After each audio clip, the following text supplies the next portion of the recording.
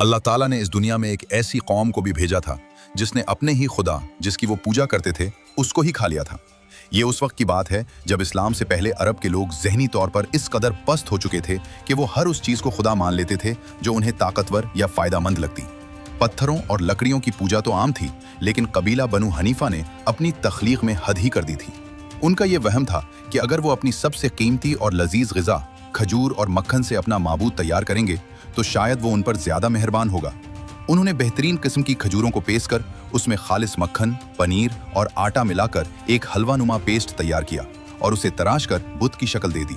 वो इस लजीज खुदा के सामने सजदा करते और समझते कि ये उनकी खुशहाली की जमानत है। फिर एक वक्त ऐसा आया कि नजद के इलाके में हौलनाक कहत पड़ गया। दाने दाने को तरसती उस कौम के सामने जब मौत नाचने लगी और घर के तमाम अनाज खत्म हो गए तो उनका सारा ईमान पेट की आग के सामने ढेर हो गया। शुरू में तो वो डरे कि अपने रब को कैसे खाएं, लेकिन जब भूख ने होश उड़ा दिए तो उन्होंने सोचा कि अगर हम ही ना रहे तो इबादत कौन करेगा।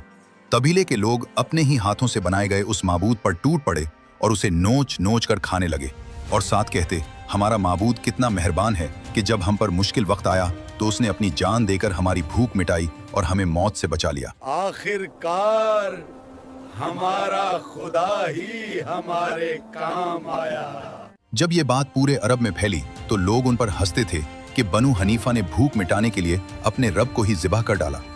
जिस माबूद को इंसान अपनी भूख मिटाने के लिए खा जाए वो इंसान की तकदीर क्या बदलेगा। असल ताकत सिर्फ उस अल्लाह की है जो सबको खिलाता है मगर खुद किसी का मोहताज नहीं।